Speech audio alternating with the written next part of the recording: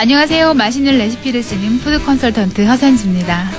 열정 있는 푸드 컨설턴트 허선주 씨, 올해 나이 이제 막 40 됐고요. 네, 여러 직업을 거쳐서 지금 2년째 푸드 컨설턴트를 일하고 계십니다. 정확하게 좀 생소하거든요. 정확히 어떤 일을 하는 직업인지요?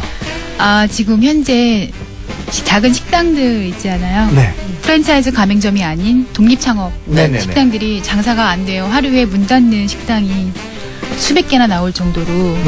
근데 투자한 금액에 비해서 문을 닫자니 그동안 투자한 금액이 너무 손해가 많고 계속 끌어가자니 손님은 없고 그러니까 그런 식당들을 살린다고 생각을 하시면 돼요. 리뉴얼을 통해서. 지금 우리가 어르신들이 네네. 흔히 한 얘기가 뭐 이제 퇴직하고 나서 아유 그냥 먹는 장사가 그래도 미치진 않고 할 수 있다. 먹는 장사는 괜찮다라고 했는데 이제 또 그것도 이제 틀린 말이 된 것 같아요. 네, 요즘에는 맛은 기본이고요. 네. 그 차별화예요, 사실. 식당이 살아나려면. 그리고 제일 중요한 거는 사장님의 마인드가 제일 중요하고. 네. 근데 우리가 차별화라는 단어는 참 많이 쓰는데 예를 들어 설렁탕 집을 하는데 차별화를 시킬 수 있는 방법이 뭐가 있을까? 거기다 뭐 양파하고 마늘을 많이 집어넣을 수도 없는 거죠. 글쎄 말이에요. 설렁탕 라면사를 넣을 수도 없고. 그러니까 차별하는 거. 차별화라는 게 어떤 차별화를 좀 제가 독립창업점을 가보면 네. 제일 큰 문제가 참 매출이 안 나오는 이유가 있어요. 네. 제일 큰 문제는 사장님의 마인드가 안 돼 있는 거예요. 서비스 마인드라든지 뭐 손님을 대하는 태도라든지 일단 그런 것에 매출 차이가 가장 별거 아니라고 생각하는데 그게 가장 큰 문제가 매출의 차이가 많이 나고요. 차별화라고 한다면 요즘은 워낙 맛은 사실 기본이잖아요. 어디를 네. 간들.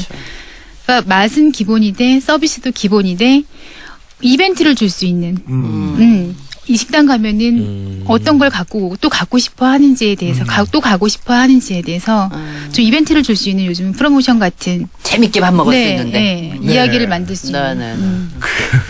근데 그냥 뭐 컨설턴트시니까 여쭤보는데 왜 이렇게 장사가 입수면서 잘 되는 집은 왜 이렇게 불친절한 거예요? 근데 그게 그리고 정말 네. 아이러니하게도요. 예. 정말 그렇게 돼요. 오. 처음에 많으니까. 처음에 시작은 정말 마음가짐 단단히 하고 친절해야지 하면은 손님들이 많아지잖아요. 그 많아진다고 해서 계속 직원을 뽑을 수도 없거든요, 사실. 네. 그러다 보니까 힘드니까 자기도 모르게 그게 몸에 배지 않으면 자기도 모르게 짜증이 좀 나오는 경우도 있어요. 사실 저도 그런 걸 느끼는데 사실 그거를 잃지 않는 게 성공하는 가게거든요. 진짜 너무 무뚝뚝한 그쵸. 집이 참 많아요. 네, 그리고 진짜 그래요. 궁금했으니까 하나만 더 물어볼게요. 고기 맛있는 집은 왜 이렇게 냉면이 맛없어요? 된장찌개 맛없고. 그런 건 저기 포털 사이트에서 찾아보시죠. 네이버에 잘 나와 있습니다. 지식인 검색하면 많이 나오니까요. 저기 인터넷으로 찾아보시면 될 것 같습니다. 네. 자, 푸드 컨설턴트로서 저희 국민 DJ에 이제 지원하신 어떤 꿈이 갖고 계신지 내가 DJ 한번 해봐야겠다라는 생각을. 저는 그냥 사실 좀 경험 삼아서 네. 뭐 다른 욕심은 없고요. 그냥 작게나마 그냥 예쁜 추억을 하나 좀 나름대로 갖고 싶었어요. 네. 네. 되게 여성적이시네요. 말씀하시는 감사합니다. 경력이 지금 22살 때 잡지사 기자를 하셨고요. 네. 그리고 또 뭐 기사도 많이 쓰셨고. 근데 뭐 무작정 찾아가서 뭐 이렇게 저 잡지사 기자께 그러셨어요? 제가 너무 어렸을 때 기자가 되고 싶은 거예요. 네. 근데 저는 이제 여상을 나왔거든요. 네. 그러니까 이력서를 무작정 냈는데 떨어지는 건 당연하죠. 그죠.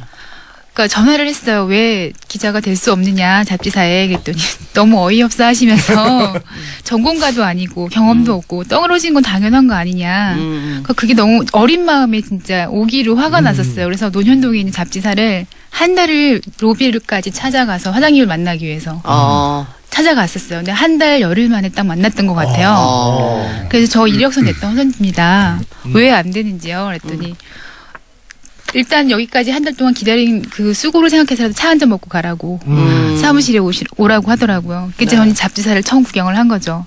근데 보니까 안 된다고 하세요. 끝까지. 나중에 더 공부하고 오라고. 저 여상 나오는데 격리라도 시켜주시면 안 되냐고. 그래서 격리로 들어갔어요. 잡지사를. 예. 그래서 1년 동안 격리 정말 선배들 뒷조닥거리 해주면서 제떨이 갈아주면서 막 일하다가 1년 만에 기사를 주셨어요. 그 첫 기사가 이제 지금 배우 류시연 씨였었는데, 제가 게임 잡지사였다 보니까 처음에 그때 게임을 잘하시는 게임 강들 배우들을 취재를 하는 거였거든요. 네. 근데 첫 오더가 이제 배우 유시연 씨였었어요. 오묘하게도 유시연 씨 기사가 어저께 나왔던데. 예. 자, 그렇게 기자 생활을 몇 년 하셨어요? 한 2년 하고 프리로 기자 생활 자유기고 작가로 자유기고 계속 작가를 했었어요. 하시다가 이제 네. 푸드 컨설턴트로 이제 또 같이 뭐 여러 가지 일을 네. 하시는 거죠, 지금. 네. 예. 본인도 요리 잘해요? 네, 저 그냥 그러니까 아니 제가 얘기하는 게 아니라 남들이 예리하셨어요. 네. 남들이 저를 요리하는 평가는 예쁘고 맛있고 빠르게. 네. 그럼 본인이 그 식당을 많이 가보셨잖아요. 네. 아, 이건 나도 한번 내봐야겠다 이런 생각은 안 해보셨어요? 준비하고 있습니다. 지금 어떤 뭐 종목이? 프랜차이즈 본부. 본부. 네. 오늘 하신 분들은 전부 뭐 2,500명 프랜차이즈 본부 프랜차이즈의 문제점에 크다. 대해 오늘은 시간이 없기 때문에 프랜차이즈의 문제점에 대해서까지는 질문을 못 하겠습니다. 네. 하나만 더 질문하면은 실제로 허선주 씨가 이렇게 컨설턴트 해주신 그 음식점들이 시간이 지나면 이렇게 좋은 변화가 있고 매출이 많이 오르고 뭐 그럽니까? 당연하죠. 왜냐면 자신감. 네. 당연하다. 컨설턴트로서. 네. 물어볼 필요가 없는 질문이에요. 이거. 네. 왜냐면 제가 이제 처음에 컨설팅 해준 곳이 막창집이었었어요. 예. 막창집이었는데 이제 개인적으로 아는 분이셨는데 고민을 하시더라고. 계속 오픈한 지 2달밖에 안 됐는데 매출이 떨어진다. 네. 문을 닫아야 되겠다. 네. 그 주방장이 속썩이고. 예. 네, 그게 가장 큰 문제인 거예요. 그래서 한번 그러면은 막창이 메인 메뉴니까 서브 메인으로 뭐 나갈 거 없냐. 그리고 컨설팅 해준 게 서브 메뉴가 오히려 더 대박이 나는 케이스인 거죠. 뭐였는데요? 뭔데요? 탕이었었어요. 골뱅이 매운탕이라고. 골뱅이 매운탕은 못 들어보셨죠? 처음 들어봤는데. 골뱅이 네. 매운탕? 이거 제가 많이 먹어봤는데 처음 들어봤어요. 무쳐 먹는 건데. 골뱅이 골뱅이 매운탕을 제가 매운탕. 전수를 해주고 네. 주방장이 속을 썩여도 주방장이 나가도 내가 레시피만 할 수 가지고도 사장님이 직접 만들 수 있게끔 다 해주는 거죠. 그리고 제철에 맞는 밑반찬 제공하는 예. 거까지. 네. 그래서 보통 2달 만에 20-30% 올랐던 것 예. 같아요. 원가가 좀 많이 들어가겠네요. 네. 갑자기 자, 막창 먹고 알겠습니다. 너무 그냥 뭐 당연하죠 그랬는데 오늘 뭐 국민 DJ 대낮부터. 우승할 것 같아요, 허선주 씨가? 잘 모르겠습니다. 왜 거기선 당연하지가 않나. 그러니까 기대했는데.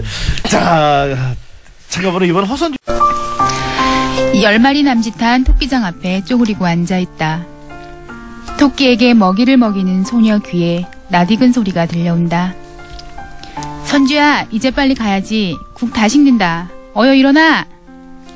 소녀는 매일같이 일하시는 아버지의 일터로 도시락을 배달해야 한다. 해가 뉘엿뉘엿 마당 대추나무 끝에 걸릴 쯤이다. 엄마는 보자기에 국, 밥, 반찬 순으로 탑을 쌓아서 보자기로 꽁꽁 싸매 소녀의 고사리 같은 손에 돌려주시면서 잊지 않고 한 말씀 하신다. 국 다 쏟아지지 않게 넘어지지 말고. 소녀는 엄마가 들려준 도시락 보자기 매듭을 손에 쥐가 나도록 꼭 감싸주며 조심조심 대문을 나선다. 행여 국물이 쏟아질세라 한 발 한 발 꾹꾹 눌러 걷는다. 이 시간이 소녀는 제일 즐거운 시간이다. 걷다가 아카시아 꽃잎을 따먹고 찔레꽃 가시를 훑어먹는다. 도토리도 줍고 밤도 주우며 많은 꿈을 가슴에 담는 시간이다. 아버지 공장에 다다를 쯤이면 저 먼발치에서 뒷짐짓고 계신 아버지의 모습이 희미하게 보이기 시작한다. 아버지는 어느새 성큼 소녀의 앞에 다가와 도시락을 받아들고 한 손으론 소녀를 번쩍 안으신다. 그리고 수염이 거친 볼로 소녀의 얼굴을 부비며 막둥이 오늘도 고생했다. 공장 안으로 들어가면 아버지는 국물이 다 쏟아져 흠뻑 젖은 보자기를 펼쳐 거의 바닥난 국물에 밥을 말아 드신다. 소녀는 아버지가 안겨주신 산딸기며 오디를 집어먹으며 제잘제잘 이야기 보따리를 풀어놓는다. 어느새 소녀의 입은 붉게 물들고 아버지 도시락은 이내 바닥을 보인다. 그리고 보자기에 빈 도시락을 넣어 차곡차곡 다시 싸선 소녀에게 건네며 둘만이 알 수 있는 미소를 짓는다. 그렇게 아버지는 소녀에게 한없이 너그러우셨지만 아버지는 소녀가 어여쁜 아가씨가 되는 모습을 지켜보지 못하셨다. 소녀는 낡은 도시락을 볼 때마다 아버지의 가슴을 기억한다. 네, 이번 여행을 하다가 허름한 식당에 들어갔습니다. 주인으로 보이는 할머니가 반갑게 맞아주셨습니다. 여기 식사되는 걸로 아무거나 하나 주세요. 할머니 밥상은 의외였습니다. 구수한 된장찌개가 아닌 된장 파스타와 된장 소스를 넣은 샐러드가 있었습니다. 그 어떤 곳에서도 먹어보지 못한 신비하고 오묘한 맛이었습니다. 그리고 저는 생각했습니다.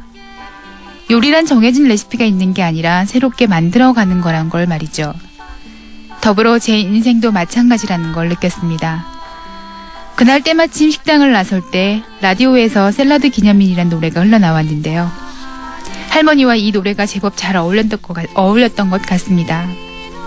이 노래 들으며 할머니의 된장 파스타를 떠올려 봅니다. 그리고 입맛도 다시어봅니다. 허밍 어반 스테레오가 부릅니다. 샐러드 기념일. 라라라라